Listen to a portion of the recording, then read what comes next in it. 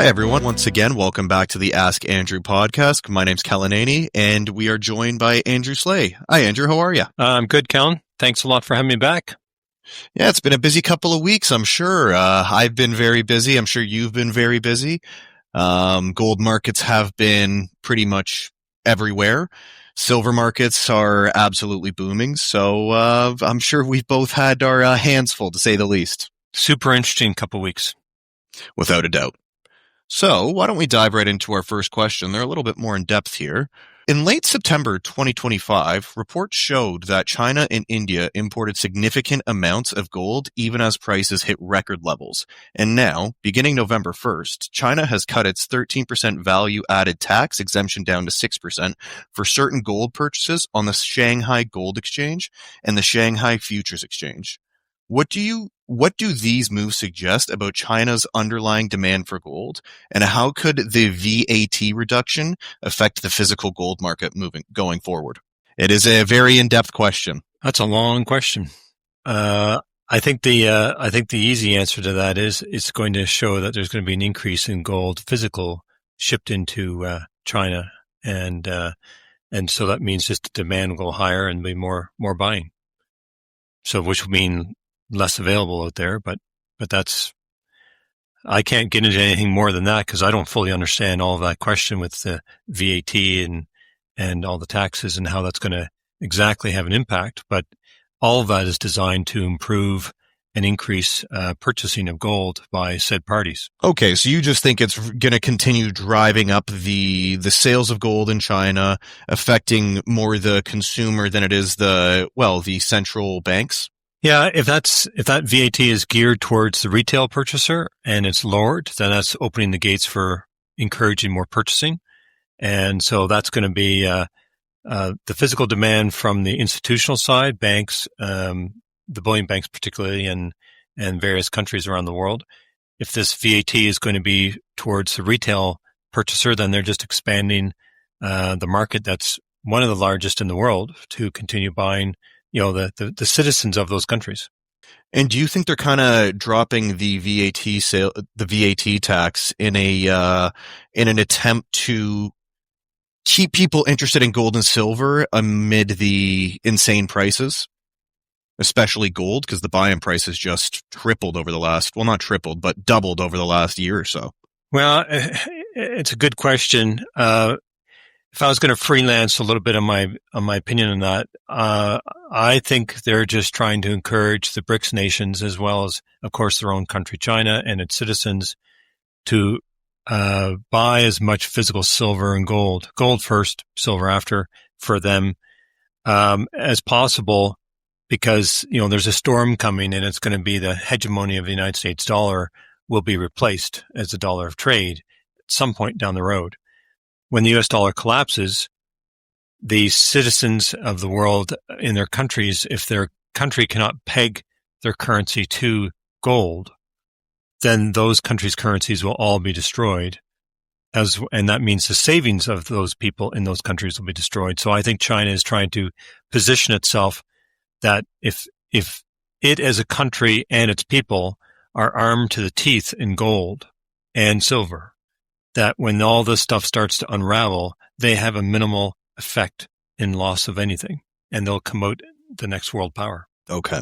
So you're basically saying that countries are going to need to get their dollars back, or not their dollars, but their currency back on the gold standards to have any level of relevance in trading around the world? Perfect. Just wanted to consolidate that, because you are right. That was a very long-winded question.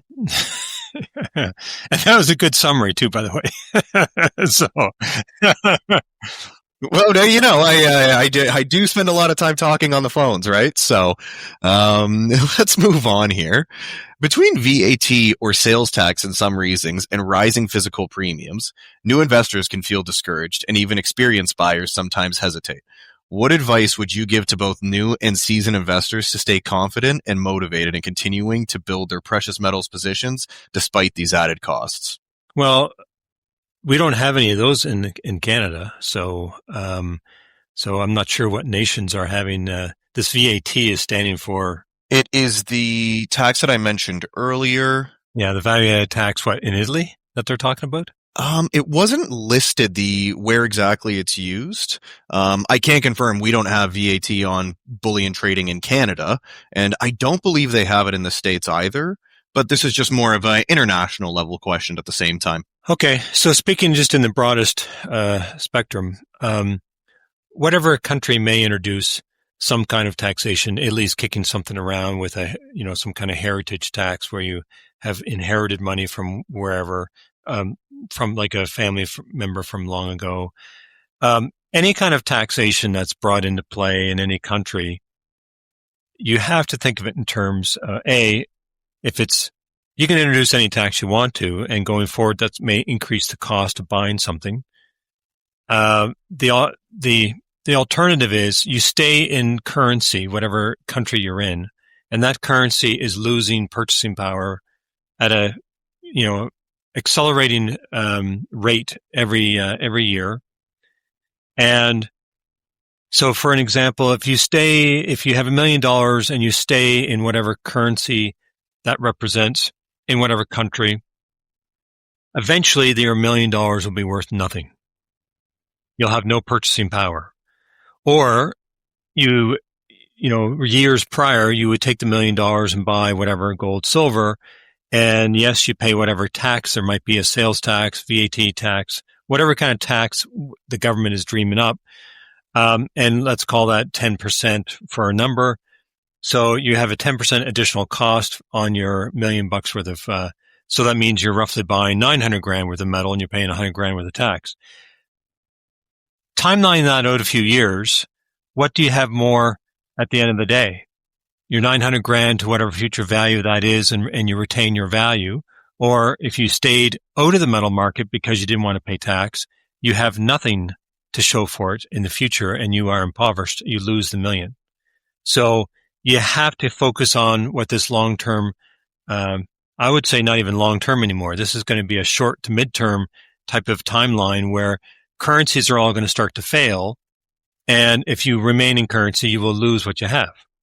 Or you pay a tax, whatever country that's in, and reposition in the metal. And then, all you've lost is whatever that percentage is in tax. That's how I would look at it. Now, just to confirm, you even said the staying in currency. Would you apply that to U.S. markets as well, just stock markets in general? Every market in the West. Okay, just wanted to clarify that for our viewers as well.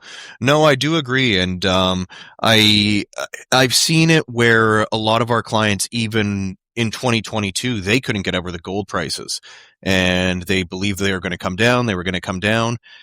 Gold has absolutely skyrocketed to the point where a lot of central banks feel like they've missed out. So we've kind of hit this end game situation, and you're not wrong. I don't see it being a down the line scenario anymore. It's more so it's really on our doorstep right now. I don't think the bullion banks are feeling too much like they're missing out. Not that I'm correcting you, but just for the audience, is that every time they are, we have a down day, they're loading up. Oh, not so much the bullion banks. I was saying the banks that didn't buy into bullion. They're feeling like they had missed out. Oh, no, bullion banks are as happy as they could be right now. Yeah. So the banks that haven't been participating in this, I don't know if they're completely unaware. So they're not even aware that they're swimming in shark-infested waters, or they are, just going to be sacrificial lambs. So I know that when this gets going, that there will be the general public sooner or later when this financial crisis occurs. There's going to be an awful lot of people that wake up and realize that the cruise ship, gold and silver have left the dock. Well, then it's, when you're watching the ship leave the harbor, you're not on it. And that's going to be a very sad situation for individuals. The banks not buying it, I could care less, really. Good for them. So, because they're going to just fade into an oblivion anyway. So, they don't have a future right now. Oh, believe me, I wasn't trying to garner any sympathy for the major banks of Canada. Let's move on here. So, gold and silver have been swinging aggressively this year, with silver outperforming gold. Up more than 100%. We can believe it, you can believe it, but the people who didn't buy it still can't believe it. With the headlines now saying gold and silver are slipping on profit taking ahead of key US data, what's your view? Is this the moment for investors to book profits, or is there a bigger picture people should be paying attention to? Oh, by far a bigger picture. If people are just trading, thinking about trading, taking profits, then let the traders do that on the paper markets. As far as people who are stacking physical metal, your play is not to trade. Your play is to stack and get your assets off the grid and out of harm's way. And don't worry about, where it's going up and it has a pullback and you're going to sell and try and buy back later. That's all hindsight. It's easy to do that. But, we're, as you know, Kellen, look at what's available.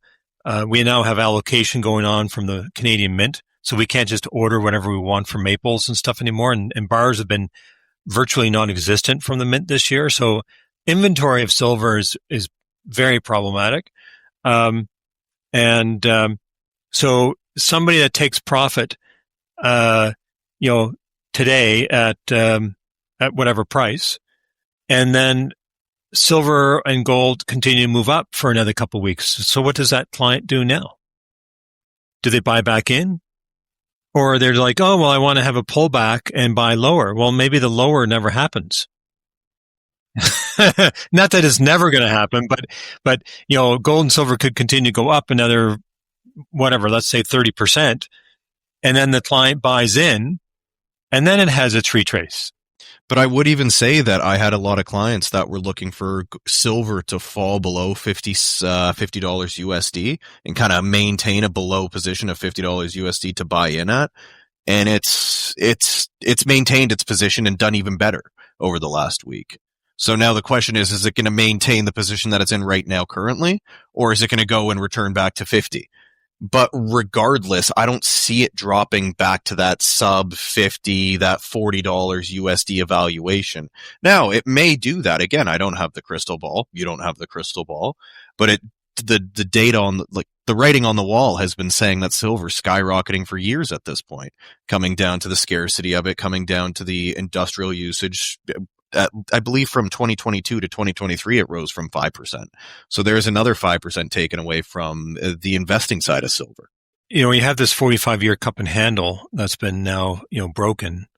That's extremely bullish and a fairly rare sign. And it's the largest cup and handle formation for not only silver, but almost any asset that anyone can even think of. And that's tremendous pressure for something to go up. In when you're talking about let's say the odds are it's going to go up, not down. Now, nothing goes up without a break and a breather. We had that, a couple months back, but the trend will be upward. And as you just said, the scarcity, the volume that's being bought around the planet, these are very real. A couple of weeks ago, the largest Indian mint apparently ran out of silver. So, like you put, that's Indian Mint, and then you have the Royal Mint in Britain that, this is 2 months old information. I don't know what the latest is, but, they were only minting silver Britannia coins, not a single other product. No bars of any sort. And so what's going on there? I believe it was similar with the Royal Canadian Mint as well. I can't speak to that, but I was speaking with a contact of mine, and majority of the silver that they were receiving was just being all dedicated to the new mintage of the 2026 maple. Because, as you know, there's been a shortage of the 100-ounce bars. The 10-ounce bars have been hit and miss, but the big problem's been that 100-ounce Royal Canadian Mint bar. And I've tried to source, I've asked about sourcing anything like that, and it's just all silver's being dedicated towards those maples. Well, the demand for the maples has not been high enough to redirect all those bars. I think the bars are redirected to the COMEX. Like in 1,000-ounce denominations, they were taking inventory. Nobody can prove any of this because nobody will answer that question. But the retail demand has not been that high that they've had to redirect, silver that came in to go to manufacturing silver maples. Exactly. It's not been that busy to suck all that inventory out of the mint. It's and when you have nothing but the Britannias being made, I think And this is the first time in history. It's slow around the world on the retail side. It's really very busy at the institutional end that are wanting all the 1,000-ounce bars. I think the 1,000-ounce bars are being redirected. And therefore, if they're being redirected, they're just maintaining the inventory of 1,000-ounce bars they need to make the coins, but they're sacrificing the 100-ounce, 10-ounce, 5-ounce, whatever they make at whatever mint. And I think that's what's going on. The U.S. Mint only made 20% of the Eagles this year so far that they made last year. 20%. Like that's an astonishing number to me. The Perth Mint was out of silver 2 months ago. They had none to sell. So you have all that plus the Indian Mint, and then of course the Rand Mint was out of silver. I mean, this has never happened since you and I have been working at this company.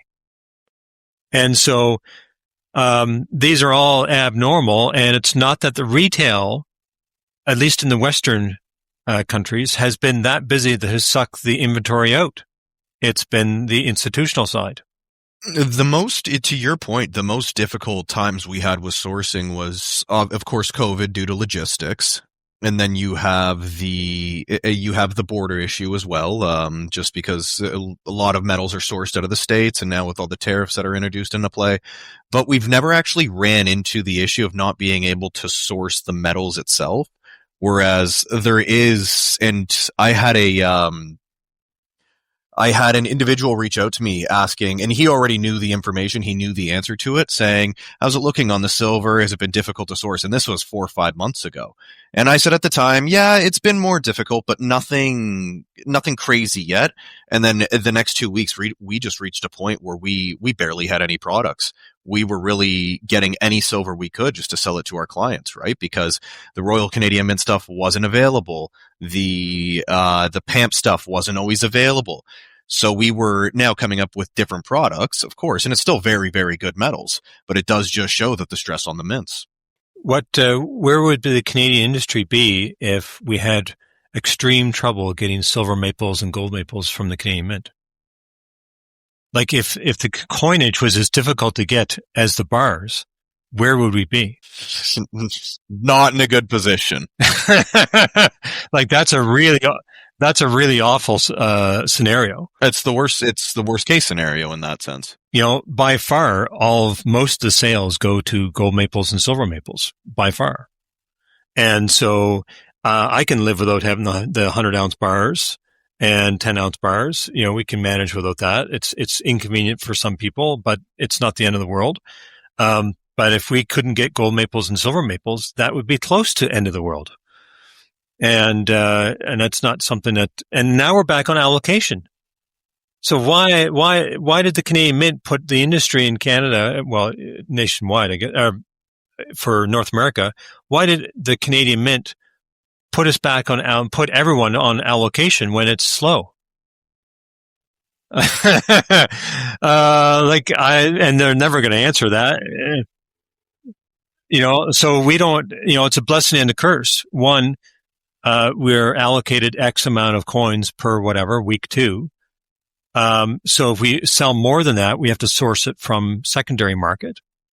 And so that, you know, that puts, costs, up.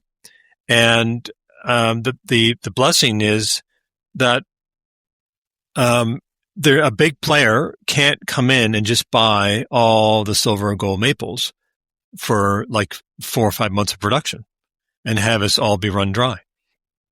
Because if you're not on the allocation list, you can't buy. They will not give it to you. So that's the only good part about this, because there has been shenanigans this past year where, you know, like the COMEX bought, well, it's suggested, we don't know for sure, but this is the educated guess on all this. But, you know, they bought all the kilos of gold from the RCM and there's been none available all year. Yep. We've had difficulty sourcing them, to say the least, but that's where you do need to kind of protect the more, I don't want to say local business, because this is a national issue, but that's where you do got to protect more the local businesses. You got to protect the Canadian businesses. You got to protect the Canadian chain of custody for the metals as well. So, because to your point, exactly, AMark, COMEX, all the big players can just come in and buy up all the stock that we have. Or not we, but the Royal Canadian Mint. Yeah. First and foremost, it should be available to Canadians first. We supply outside that second. So that is all the questions we had today, Andrew. We do have a little bit more time. If there was anything specifically you wanted to speak to, anything that caught your eye around the world? Well, I've been studying and trying to find more information about the shortages, and so when they started talking about that, 2 months ago approximately, I was like, really, I don't know if that's really a thing or not. So as more information developed, like we mentioned earlier about the British Mint only selling the Britannia coin, the Royal Canadian Mint having basically only silver maples available, very little bars. Perth Mint being out, the Rand Mint in South Africa was out of silver for making their silver Krugerrand, waiting for product to come in. The U.S. Mint only making 20% of their Eagles from compared to last year, which means, in other words, an 80% reduction of Eagles, which is crazy. And then, of course, the latest news being the largest Indian mint is now out of silver. And just following some other analysts around the world, I do believe that when the next round of purchasing comes to the public, so the retail spikes up a little bit and we have a run on buying silver, I do think we are going to see a shortage come around in the near future. I don't know when, but I'm not thinking it's a year or two away. I think we're going to see this very soon. And it's super interesting time. I do suggest to people that, with allocations, that means there's restrictions on what dealers can get in Canada to sell for product. The number one issue for people is going to be the availability of silver maple coins, in my opinion. Like, that's the first thing we've seen before being here that sells out first. And so if you are in the silver market or thinking about getting into the silver market, that is what I would be picking up first and foremost, because once we struggle to have those in stock, premiums are going to skyrocket on that. And then you're going to have, during the trucker convoy, when it all hell broke loose and people were buying all over the place, we were rationing maples. Yep. Well, we were even buying them back at above spot because we needed the maples to sell, right? So at that point, that'll dictate the market to be flat out paying premiums to you when you sell them back. That's right. We were almost 10%. Yep. Well, and that was still better because we needed the maples, right? We couldn't get them anywhere else. We were basically paying our purchasing prices. Yeah. And, maples back then had soared to $12 over spot. So there's that kind of room to do that. But anyway, this is the kind of thing that will start to rear. And I do think we do have a shortage coming. And I would encourage people to look after picking on maples and sell them, buy them rather, and then go to their other, if their second choice is, say, a gold maple or whatever other product, then buy those later because they won't sell out as fast. What else on top of that? What else am I looking at that I'm worried about, concerned about? Just this past week, the Japanese government bond market, carry trade, they call it, which I don't fully understand all the mechanics of that, but I do understand from what the analysts are talking about that this is a major crack in the financial system that's widening, which they could be using as a trigger to shut down, the financial system of the world when they're ready to deploy it. So, if people choose to ignore, that and the emergency meetings that the Fed is having with the banks and the states because they're having problems with liquidity. And we also have coming up here on December 10th, I believe it is, the Fed is meeting to determine if they're cutting interest rates or not. And so if that's cut in any large way, which I suspect it could, if it doesn't, I think you're going to see the markets collapse before Christmas. And if they do, then you're going to see, gold move shockingly upward as a result of that, because that's just the Fed's now lost control. The confidence in the Fed is gone. And then you're going to have institutional money thinking, you know what, the Fed doesn't know what the hell they're doing. And they're going to start, moving to safe harbor, which is traditionally always going to be gold, then silver. So we have a very interesting week, coming around the corner. And I'm glad that, we're here at ground zero to witness it. But things are happening. They're very quiet. The public media won't talk about it at all, but there's a lot of stuff happening. So while we have a little pullback, any pullback that you have in the market is doing nothing but giving you a buying opportunity. That's what the bullion banks and big money is doing. And to win at this game, the individual should be doing the same thing. That's all that I have off the top of my head today. So, well, that was it's a wealth of knowledge, so we're more than happy to hear it. Well, I believe that's everything for us today, Andrew. So once again, thank you for joining us, answering some of our questions for our viewers. Like I said, you are a wealth of knowledge, so any information an investor can get is always good information. But once again, thank you. And how can our clients reach you? Oh, yes, thank you. So anyone wants to speak to me and ask me a question, or they can either email me at deathofthedollar at sprottmoney.com. So deathofthedollar, sprottmoney.com. You can call the toll-free number on our website, 1-888-861-0775. My extension's 230. And be happy to entertain any questions that somebody has. And thanks again, Kellen, for hosting the event. And we'll see you in a week, or we'll see you almost in a week. I'll be up in the office. About a week or so, correct. Before we do go, we wanted to thank our viewers for, pretty much all the viewership this year. Wish them a Merry Christmas and a Happy New Year if we don't record another podcast before the end of the year. Absolutely. Yeah. Happy holidays to everybody. All right. Well, you have yourself a good one, Andrew. Thank you. You as well. Take care of yourself. Cheers. Bye-bye.